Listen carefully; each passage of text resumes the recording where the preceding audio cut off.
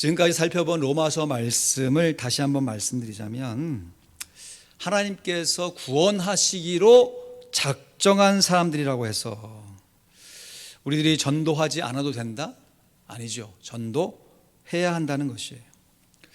하나님께서 구원하시기로 작정한 사람들이 있기에 우리들은 최선을 다해서 반드시 전도해야 합니다. 우리 하나님께서 구원하시기로 작정한 사람들을 하나님께서 반드시 구원하실 줄로 믿습니다. 아멘. 하나님의 사랑으로, 그것도 하나님의 절대 주권적인 사랑으로 하나님께서 구원하시기로 작정한 사람들은 반드시 구원을 받습니다.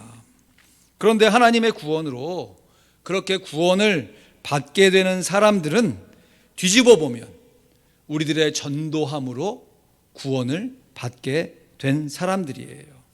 그래서 하나님의 사람과 우리들의 믿음이 정말 어떻게 그렇게 어우러지는지 모르겠어요. 정말 절묘하게 어우러져서 하나님의 절대 주권이 아름답게 이루어지는 것입니다. 하나님의 구원과 우리들의 전도가 절묘하게 어우러져서 하나님의 절대 주권이 분명하게 성취되는 것입니다. 그렇다고 해서 이것을 오해해서 하나님의 구원, 우리들의 전도, 그러니까 하나님의 구원 50%, 우리들의 전도 50%, 이것이 합쳐져서 하나님의 절대 주권이, 하나님의 뜻이 이루어진다는 것은 또 아니에요.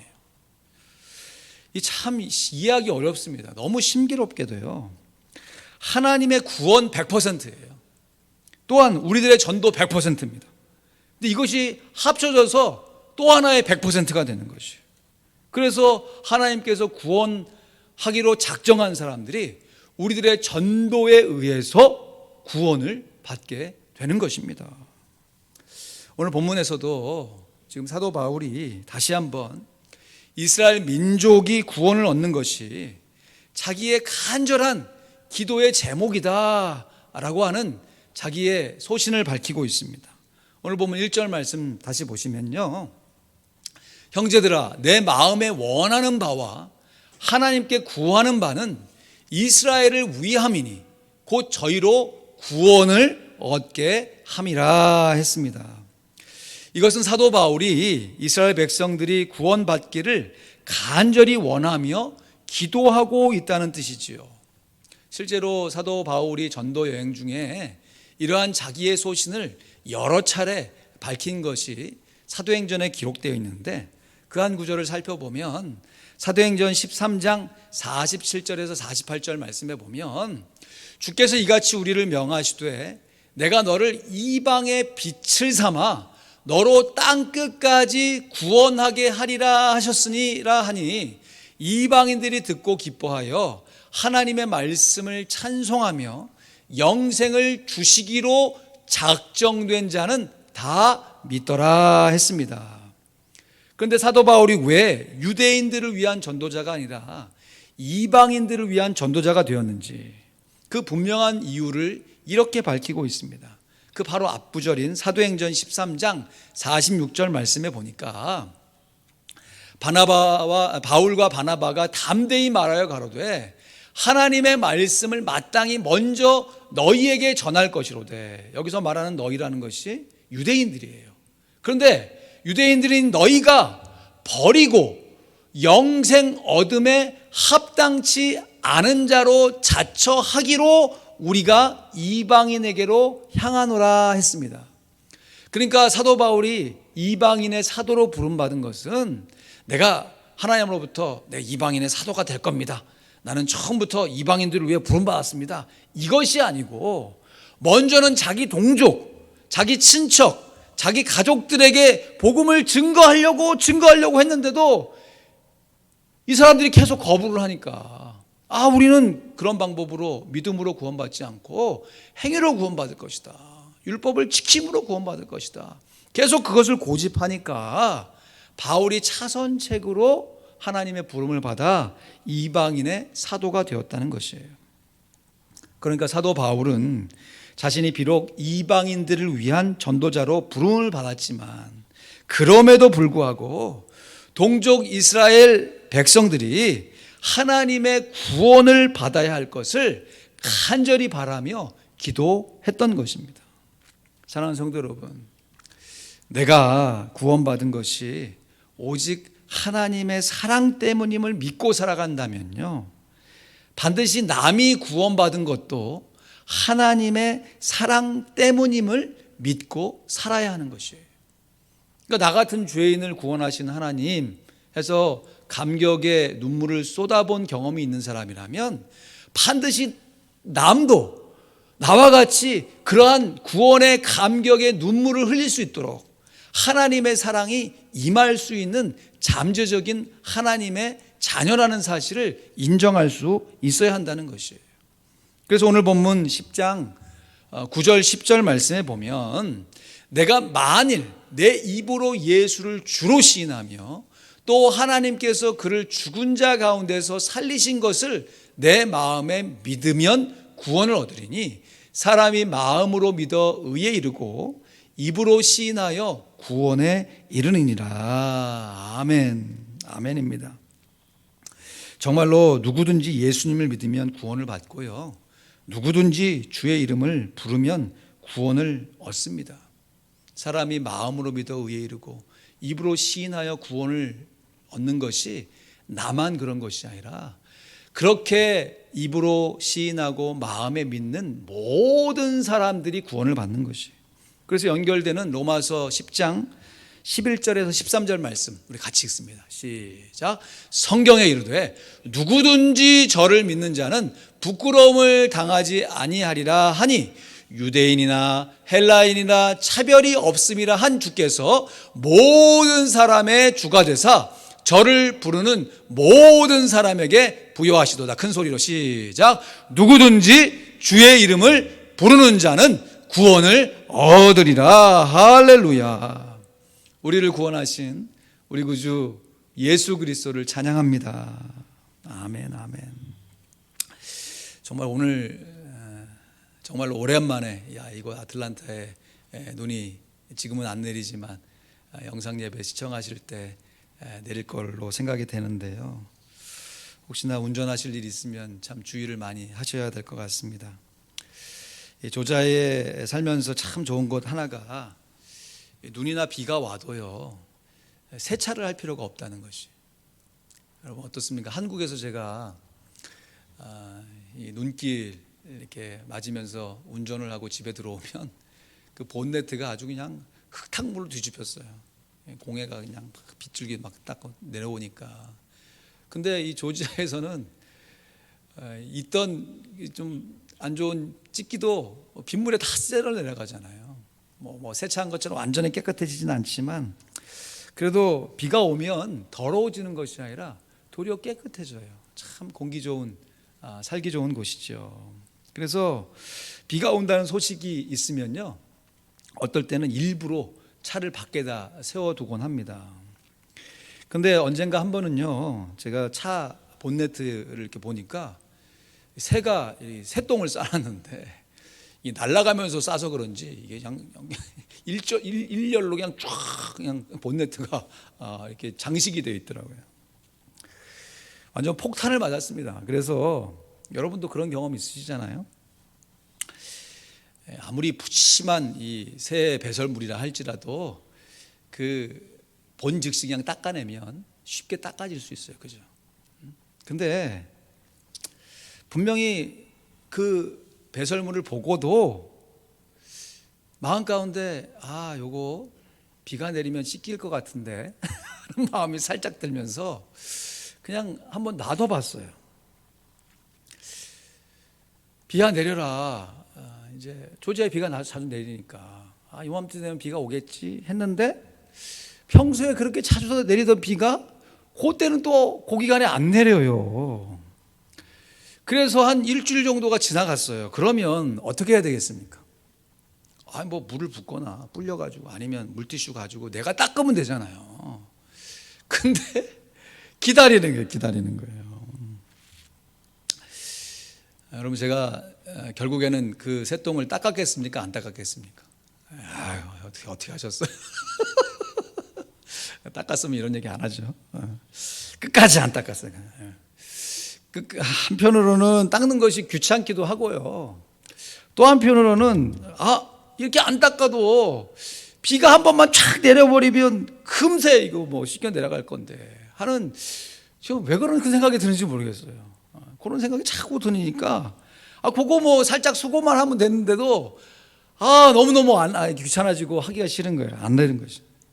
근데 금방 닦아내리면 닦을 수 있는 그 배설물도 놔두면 어떻게 된 거야? 놔두면 굳어버리잖아요. 그리고 그 위에 나중에 뭐 뜨거운 물 부어도요 쉽게 안 닦여져요. 그리고 아무리 튼튼한 차라도 그렇게 1년 2년 놔두잖아요. 변색이 됩니다. 차가 망가져요. 우리들이 할 수 있는 일을 하지 않으면서 하늘에서 떨어지는 빗줄기만 기다리는 것은 절대로 지혜로운 일이 아니죠. 여러분, 제가 지금 이 얘기를 왜 드리겠습니까? 하나님의 구원으로 이루어지는 예정론을 여러분, 우리가 더 이상은 오해하지 말아야 될 것이에요. 하나님의 구원은 닫혀진 예정론이 아니라 열려진 예정론이에요. 그러니까 우리의 입장에서는 이 예정론 벌써 정해졌다는 거 아니겠어요? 하나님이 작정하셨고 작정한 것을 하나님의 사랑으로 끝까지 다 이루어내신다는 이 예정, 우리의 입장에서 너무너무 귀한 복음의 진리인데, 이것이 그냥 일직선으로 처음 하나님이 작정하시고 결과가 우리의 머리로 다 이해되지가 않는 것이에요. 이해할 수가 없는 것이에요. 어떤 사람들은 하나님의 예정하니까 마치 사다리 타는 것 같은, 여러분 사다리 타보셨죠? 이게 실제로 이렇게 지붕에 올라간 사다리 말고 종이에다가 사다리 이렇게 딱 그린 다음에 뭐 이렇게 순서를 정하고, 이게 어떻게 순서를 정하는지 중간에 막 사다리를 그린 다음에 그걸 가리잖아요. 그리고 밑에 결과가 있으면 그 과정을 우리가 모르죠. 모름에도 이미 다 결정돼 있잖아요, 그 사다리는. 그러니까 내가 선택하면 그 선택한 것대로 결과가 나오게 돼요. 마치 이런 것처럼 예정을 오해하게 되는 것이에요. 그래서 하나님이 예정한 대로 나의 삶은 결과적으로는 그렇게 되는 게 맞는데, 그 과정적으로 우리가 알 수 있는 방법이 없습니다. 그러기에 마치 외줄 타듯이 이 뜻으로 갔어야 하나님의 뜻인데 이 뜻으로 가지 않아서 내가 지금 이런 고생을 하고 있다. 아니요. 우리가 지금 미국에 살거나 한국에 살거나 who knows, 모르는 것이에요.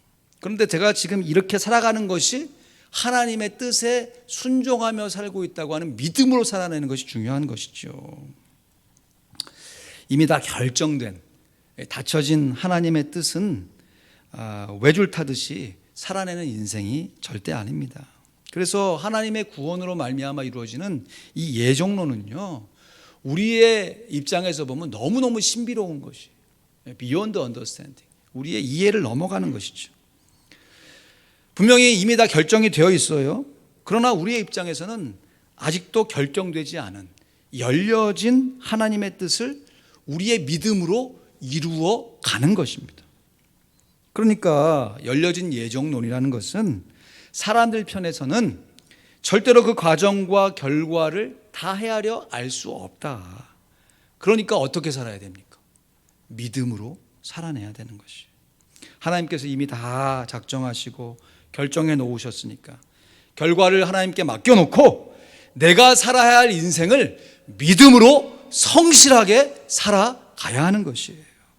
이것이 진정한 내려놓음이는 것이죠. 내려놓는다고 직분 안 맞습니다, 이거 할 거 안 합니다, 나는 그냥 아무것도 안 합니다, 이게 아니고, 내려놓는다고 아무것도 안 하고 가만히 있는 것이 아니라 내려놓는다는 것은 결과를 하나님 앞에 맡겨놓고 과정을 성실하게 믿음으로 살아낸다는 것이에요. 어떤 가정에서 아빠와 초등생이 서로 대화를 나누는데요, 이 초등학생이 지독히 공부를 못해요. 그래서 반에서 꼴찌를 한 성적표를 탁 갖고 와서 아빠가 이렇게 빈잔하면서 얘기합니다. 이 녀석아, 케네디는 네 나이 때 전교 1등을 했다. 그러니까 아들이 이렇게 말대꾸를 했대요. 아빠, 케네디는 아빠 나이에 대통령을 했어요. 이해가 되시죠?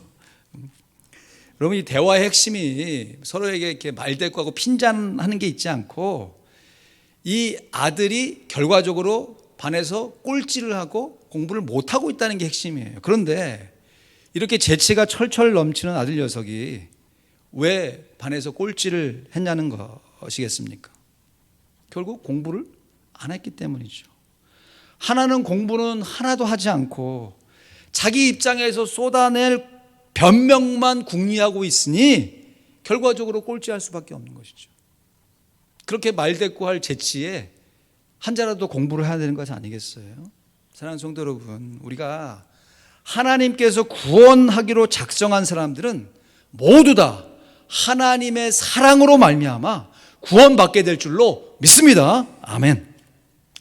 이 사실을 분명하게 믿는다면 말대꾸할 필요가 없어요. 하나님 앞에 핑계하거나 책임을 돌릴 필요가 없어요. 하나님께서 구원하시기로 작정한 사람들 중에 나 같은 사람들까지 포함하셨다는 그 사실에 감격하고 정말 겸손하게 정말 하나님 앞에 그 은혜의 사랑에 감사하면서 나와 비슷한 처지에 있는 사람들도 하나님께서 구원해 주실다라고 하는 그 분명한 믿음을 가지고 전도해야 한다는 것이에요. 하나님께서 구원하시기로 작정한 사람들이 다 구원받게 된다라고 하는 이 분명한 하나님의 예정 안에 나는 전도 안 해도 된다, 내가 안 해도 하나님이 다 하실 것이다 라는 변명이 있어서는 안 된다는 것이에요. 오히려 나 같은 사람까지 구원해 주신 하나님의 구원으로 나 같은 사람들도, 나와 비슷한 처지에 있는 사람들도 하나님께서 구원해 주실 수 있다라고 하는 믿음을 가지고 최선을 다해서 전도해야 하는 것입니다. 디도서 2장 11절 12절 말씀에 보니까요, 모든 사람에게 구원을 주시는 하나님의 은혜가 나타나 복스러운 소망과 우리의 크신 하나님 구주 예수 그리스도의 영광이 나타나심을 기다리게 하셨으니 했습니다. 그냥 사람들이 아니라 모든 사람이에요. 이 모든 사람에게는 우리도 포함되어 있고 앞으로 구원받게 될 잠재적인 하나님의 자녀들도 포함되어 있는 것이죠.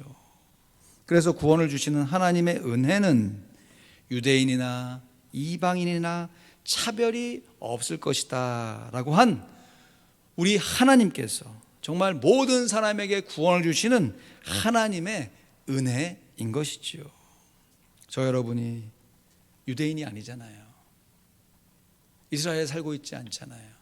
그럼에도 문자 그대로 누구든지 예수를 믿으면 누구든지 아무런 차별 없이 구원해 주시는 하나님의 은혜의 작정 안에 포함되어 있기 때문에 우리가 이 구원을 누려 이와 같은 은혜를 받아 하나님 앞에 예배를 드릴 수 있는 줄로 믿습니다.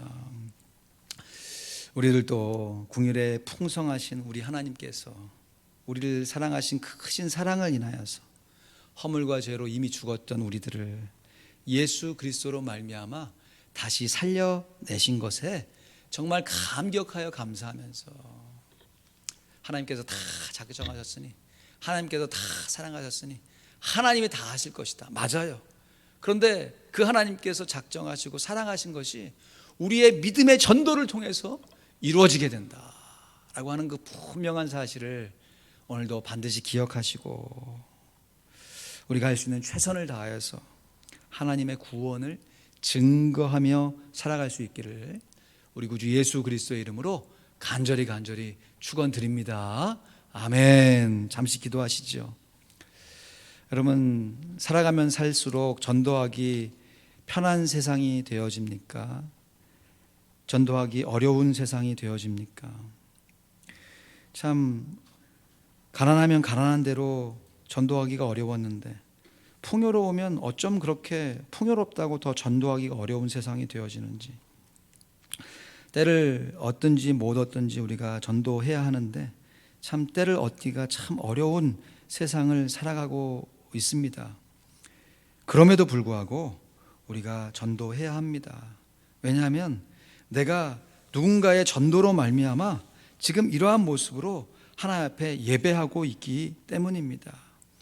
지난주에 우리 새해 결심 가운데 우리 친척들을 위한 전도의 계획 다짐하시고 실행하기로 우리가 기도했는데, 이번엔 한 걸음 더 나아가서 나와 비슷한 형편의 처지에 있는 직업이든지 내 삶의 인간관계 가운데 있는 지인들 중에서 아직도 하나님의 사랑을 경험치 못하고 하나님과 상관없이 이 세상의 가치관으로만 살아가는 사람들이 있다면, 우리가 하나님의 사랑이 겨워서 정말 최선을 다해서 그들의 눈높이에 맞게 전도할 수 있는 기회를 얻게 해달라고, 하나님의 뜻을 우리의 믿음을 통해 펼쳐가게 해달라고 이 시간 간절한 마음으로 함께 기도하며, 여러분 그 전도자의 이름과 얼굴을 좀 떠올리시면서 우리가 함께 기도하기 원합니다. 기도하겠습니다.